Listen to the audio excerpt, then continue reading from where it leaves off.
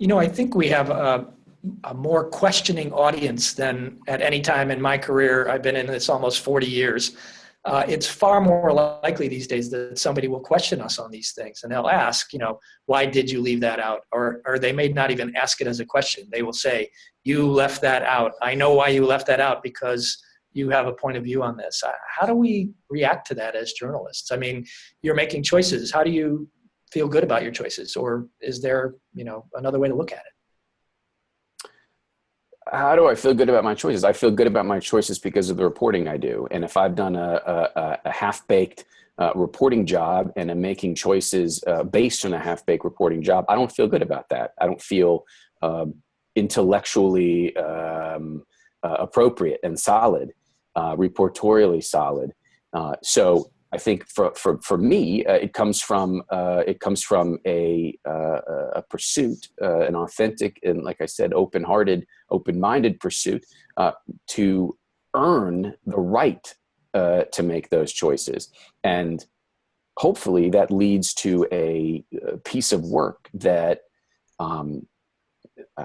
demonstrates sort of an inherent authority that can be seen. Now, is it going to be seen by everybody? No, it never is. But I think that has far more to do with the biases of the recipient of that piece of content, of that story, of that piece of news than it does with my biases. Now, how do we convince those more skeptical, I guess to use that word charitably, readers?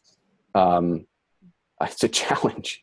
It is a challenge because it's difficult to interact in a productive way, at least in my experience, with some of what lands in your inbox. I think that it is great and good for people to question their sources and think critically and think skeptically about the things they consume, and read and watch and listen to a wide array of different outlets and compare the ways they cover each other and actually think about, like, why is this included and why is this excluded? And I think the problem is that a lot of the readers who are giving the kind of feedback that you were talking about, you left this out because of X and Y, they're not actually questioning, right? They're not looking at their news sources from a place of open-minded skepticism. They're coming at it from hard cynicism isn't quite the right word. Suspicion might be a better word. There's a widespread assumption of bad faith, which is to me very different than questioning. I think that having a questioning and even skeptical view towards the media is very good. I think that the more dangerous viewpoint is the one that comes from people who are like, well, it's all bullshit. Like, this, everybody is writing for their own reason and everyone has an agenda, and here's my agenda, and there's, and everyone is then either going to be judged as, good or bad compared to that. And that's really different, I think, than the healthy questioning that our media system really needs to function.